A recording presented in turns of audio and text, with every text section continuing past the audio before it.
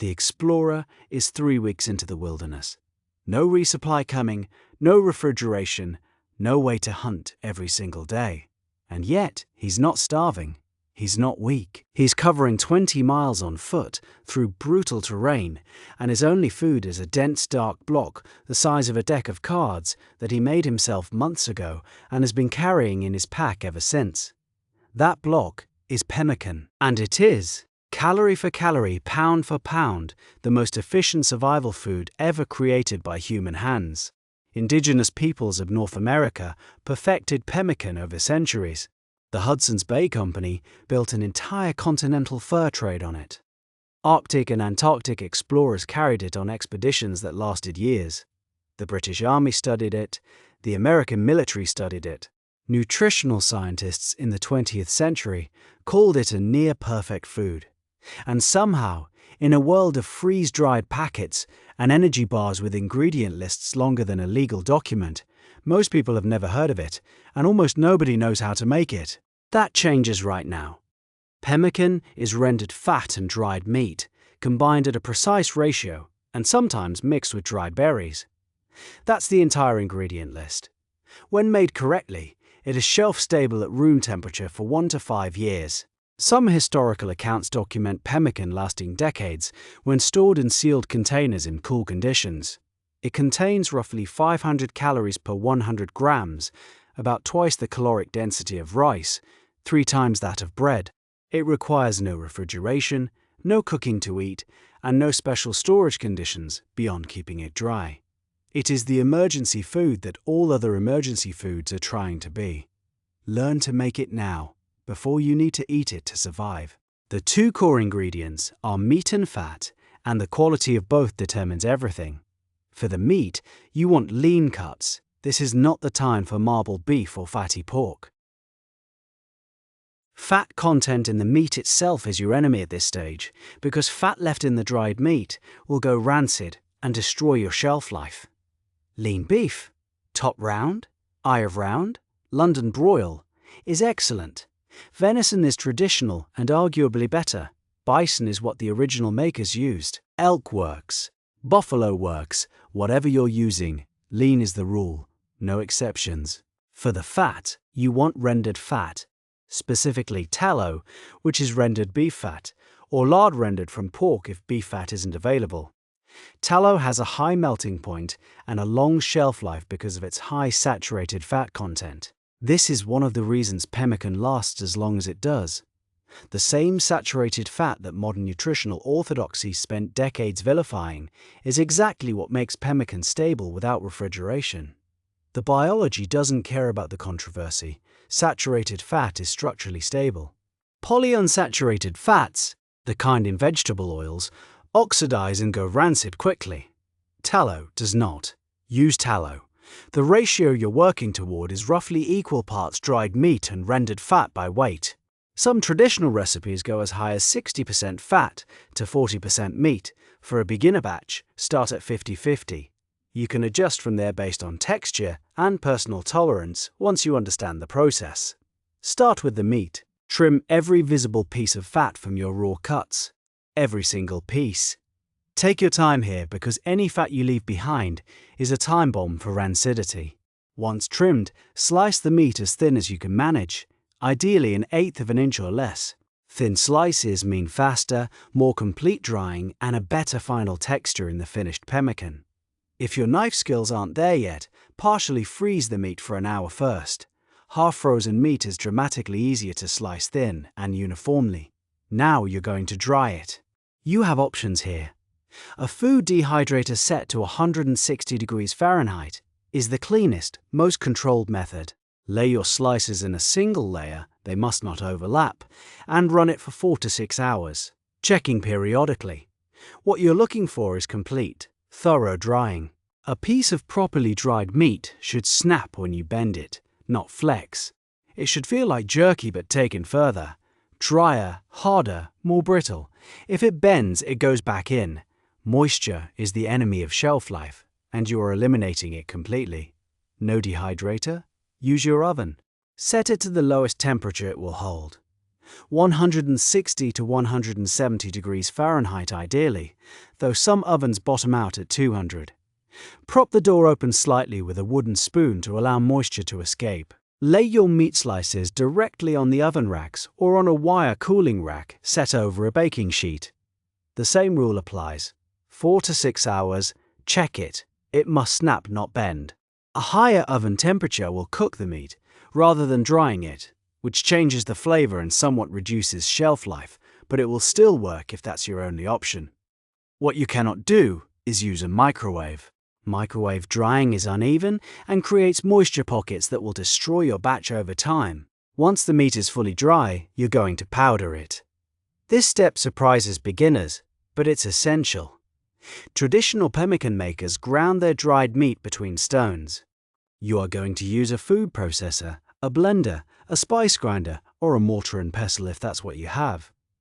Pulse the dried meat until it becomes a coarse powder or very fine shred.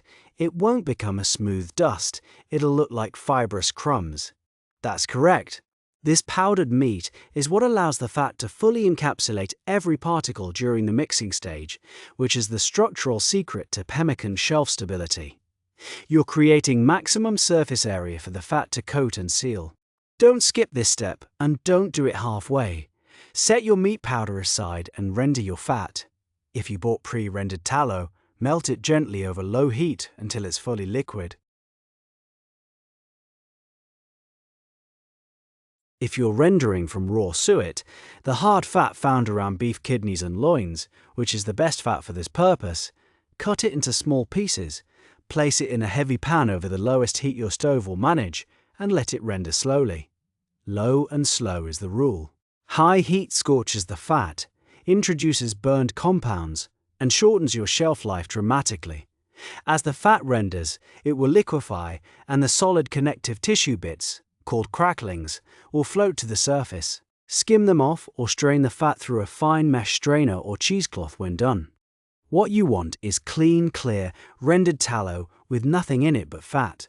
Let the rendered tallow cool until it's liquid, but not scalding. You're looking for warm enough to stay pourable, roughly 150 degrees Fahrenheit, too cool and it starts to solidify before you can mix it properly. Now combine them. Put your meat powder into a large mixing bowl. Pour the warm tallow over it gradually while stirring. You want the fat to fully saturate every bit of the meat powder. The mixture should be cohesive. It should hold together when pressed in your hand. If it's crumbly and dry, add a little more tallow. If it's pooling liquid fat at the bottom of the bowl, you've added too much. Add more meat powder to absorb it. The consistency you're targeting is something like a stiff, very dense dough that holds its shape when pressed. If you're adding dried berries, now is the time. Saskatoon berries are traditional. Dried cranberries, dried blueberries, dried chokecherries, and dried currants all work. Use about 10 to 20% of your total mixture weight in berries. This is optional. Traditional pemmican was sometimes made with berries, sometimes without. The berries add carbohydrates, some micronutrients, and make the flavor considerably more palatable, especially for people new to eating pure fat and meat food. They do not significantly affect shelf life when the mixture is dried and sealed properly. Press the mixture into molds while it's still warm and workable. A loaf pan lined with parchment paper works well. Small silicone molds make individual portions. You can use muffin tins. You can press it into a sheet pan and cut it into bars once set. Press it firmly. You want no air pockets. Smooth the top flat. Let it cool at room temperature until it solidifies completely. Then refrigerate or place somewhere cool for a few hours to set fully firm. Once set, cut it into your preferred portion size.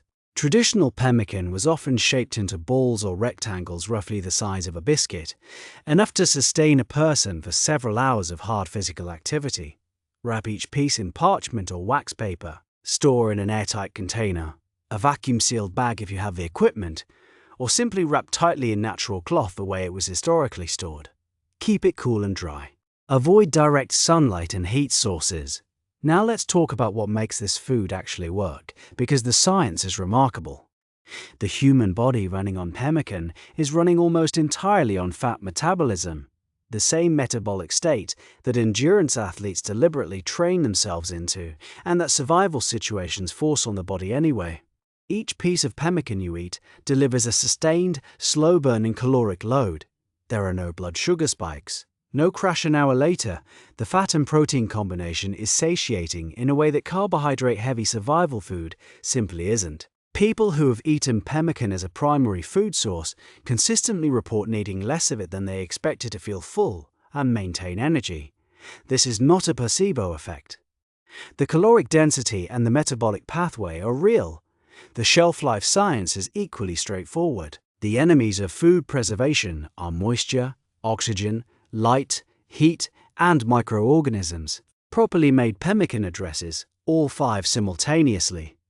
The thorough drying of the meat eliminates moisture. The tallow encapsulates the meat particles and excludes oxygen from contacting the organic material.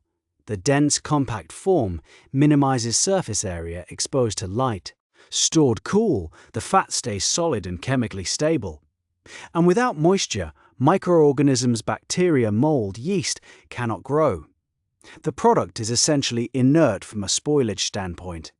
This is not modern food science. This is physics and chemistry that indigenous peoples understood empirically centuries before those terms existed.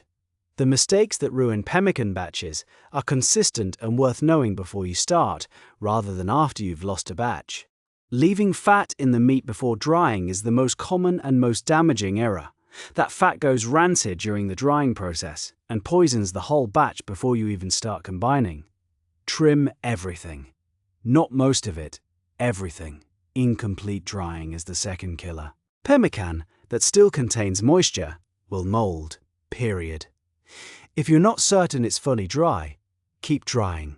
The snap test is your standard. If it bends without breaking, it goes back in. Using the wrong fat is the third mistake.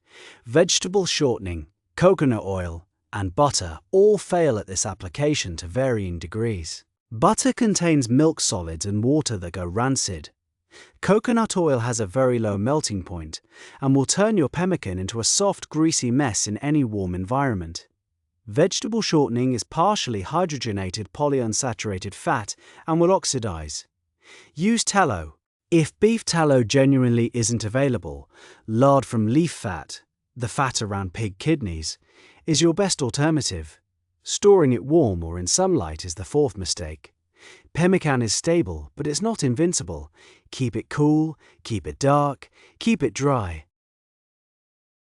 A beginner batch uses about 2 pounds of lean beef and 1 pound of tallow, which together make roughly 3 pounds of finished pemmican. That 3 pounds contains approximately 6,000 to 7,000 calories.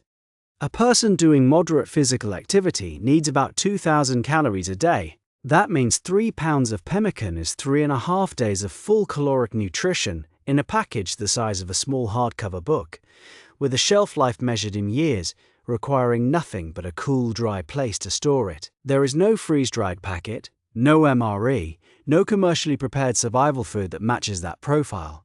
None of them come close.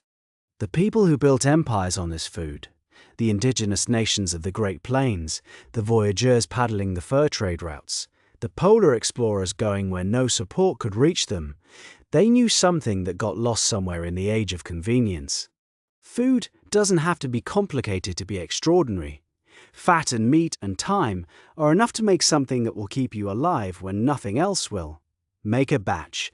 Make it now while you have the time and the tools and the luxury of learning from small mistakes. Learn what properly dried meat looks and feels like. Learn how the tallow smells when it's rendering cleanly versus when the heat is too high. Learn how the mixture should feel in your hands when the ratio is right. Because when the grid goes down and the stores are empty and the only thing that matters is whether you have food that will last, you'll want to already know this.